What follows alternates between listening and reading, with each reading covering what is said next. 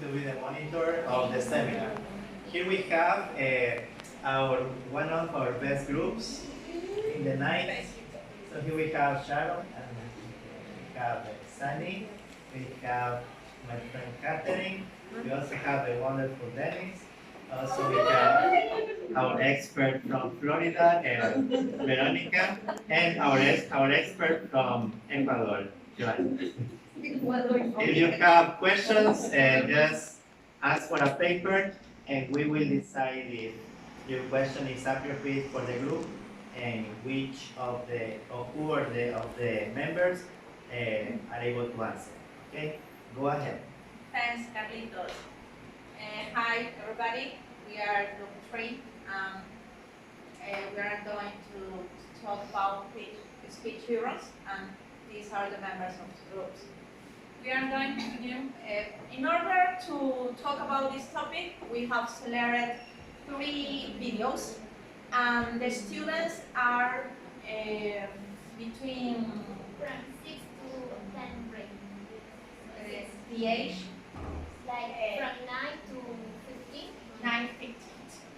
The first video, we have a girl talking about daily routines. I get up. I take a shower. I get drink. I have breakfast. I brush my teeth. I get up. I take a shower. I get drink. I have breakfast. I brush my teeth. I comb my hair. I go to the school. I start with my classwork. I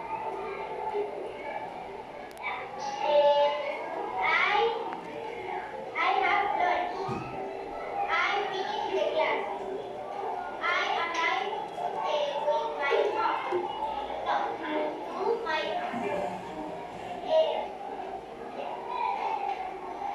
I have diet. I watch TV. I play with my cell phone. I go to sleep. I fall asleep.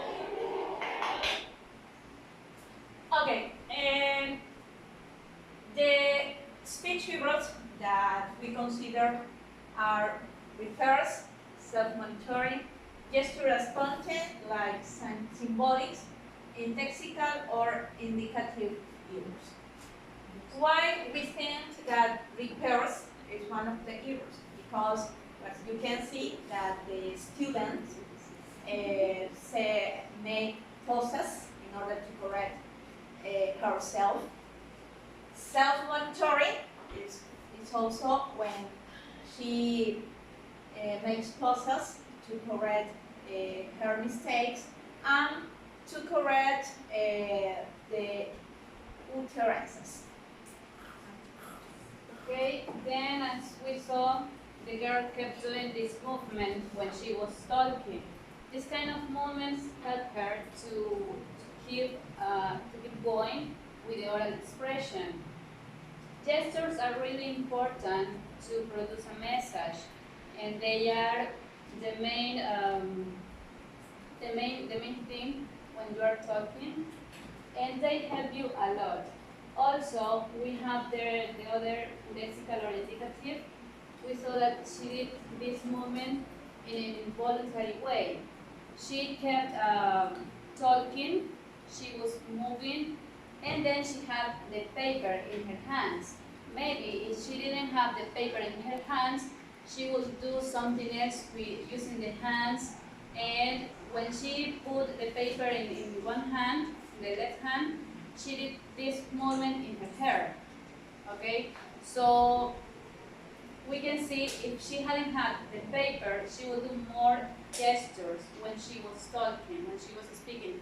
Other gestures she was using a lot was to keep her eyes up. She was like trying to remember the information she had, all the information she has memorized. Okay?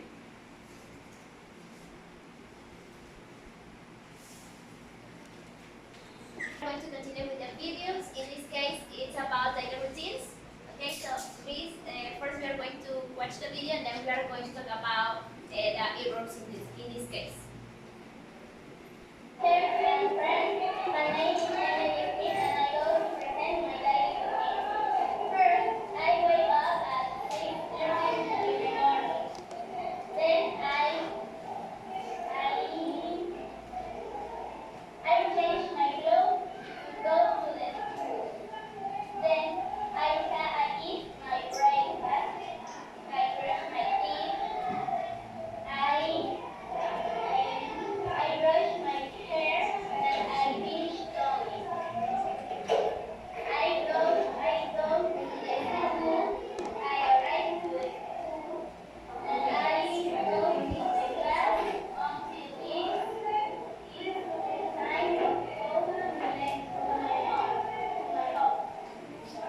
it's time to go to my home. And when I arrive to my home, I eat my lunch. Then I take my phone and I change my clothes.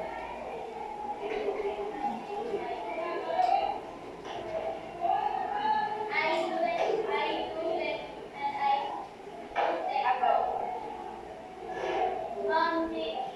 When it is night, I take a shower and I wear my pajamas. And finally, I wait in the bed.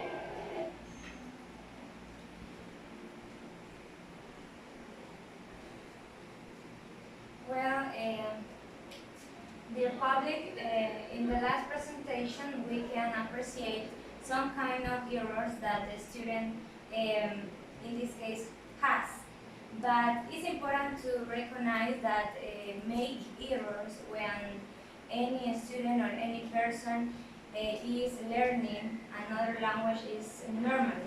So in this case, in the last student, we can appreciate that the hesitation in this way because she made a pause when she was talking about something in this case, and this kind of error is not maybe about that a student don't know about what is talking. In this case, we can say that a student try to connect the ideas or maybe remember the information that they have to say. In this case, the exposition. Well, in this video, we find the hesitation note because the student make a sound. In this case, when she's trying to remember what is the information that she has to say. Another common error that we can find in this video is a repetition, and it's important to say that the repetition is a kind of hesitation, that in this case the student try to connect the ideas, in this case, maybe in this case repeat some phrases or some words in her speech. For example, when she said I go, so in this case try to repeat the phrases or the words to convey the information in the exposition. So in this case, we can see self-monitoring and symbolic gesture. So in this case, when she is making a mistake, she makes a pause and she corrects herself. And she recognizes that maybe because maybe she feels confidence about that, but in that case, sometimes they are not sure about something and they start to feel nervous. So she knows, she has all the knowledge, and she recognizes her mistake and she makes a pause and say, oh no, and she does again in this case, the exposition about her daily routine. And when we are talking about symbolic gestures, we can notice all the time she is moving her hands, her head, and it's in this position, okay? Because like we are talking about, maybe she feels nervous about that.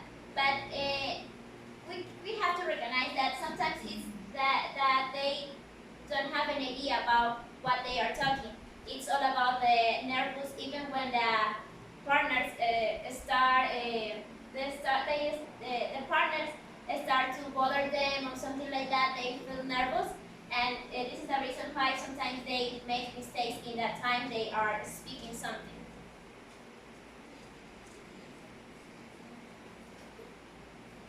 Okay, then we have another video. She is talking about my best friend. We are going to listen. My best friend is called Agnes. So, sorry, as she's English, it's not a surprise that she's in the USA. In fact, she has told me a lot of practice my English. So, very nervous. Aggie is a very introverted person, but also she's very sweet. I love her green eyes and her dark red hair. And she has always been so sweet to me, and I love her so much. And I hope, and I hope, and I hope to thank you.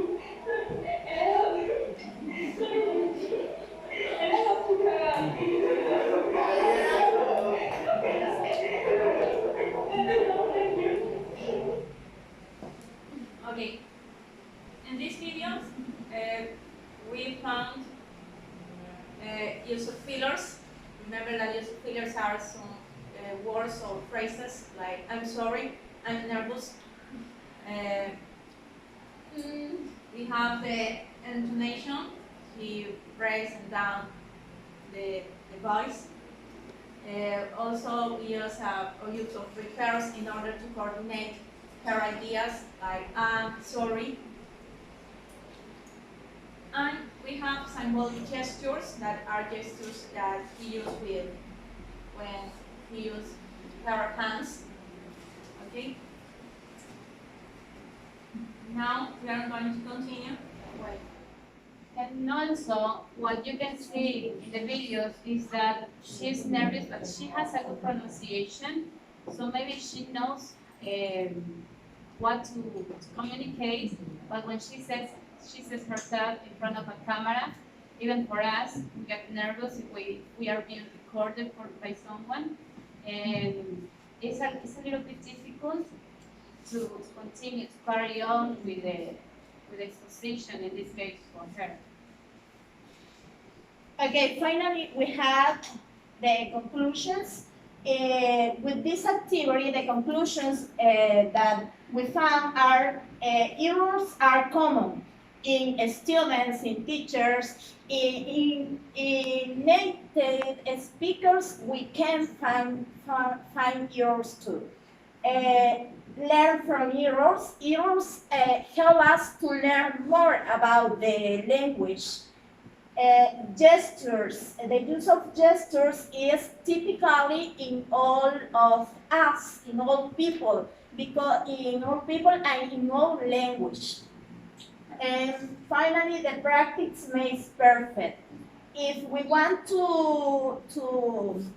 if we want to learn the language, doesn't matter the errors, because when we practice, we can repair our errors.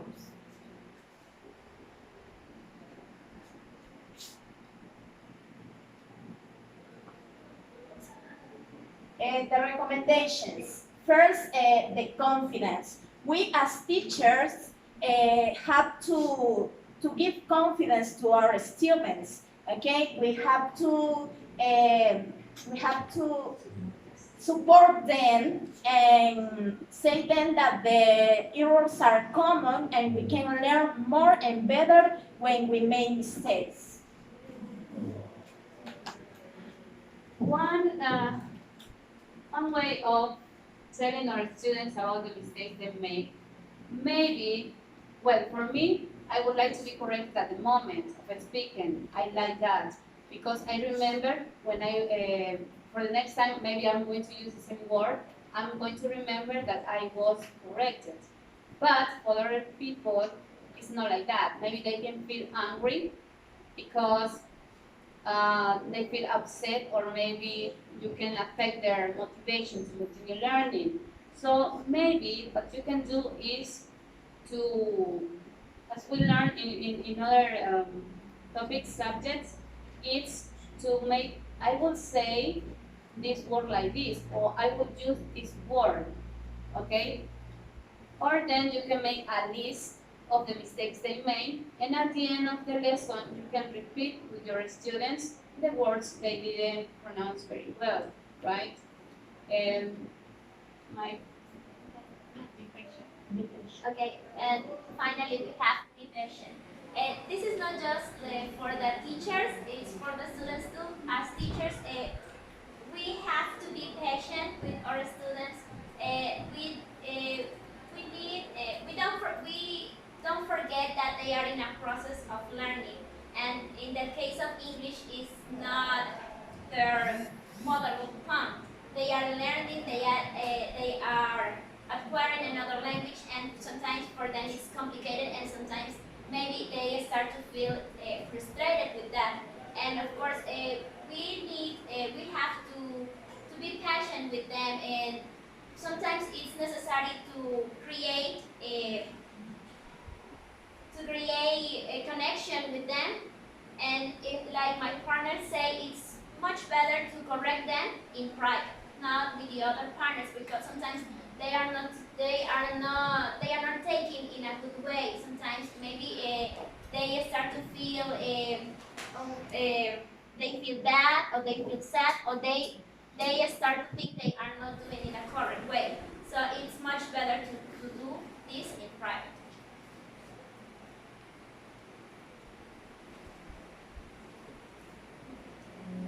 Okay. That's all. Thank Okay, you. let's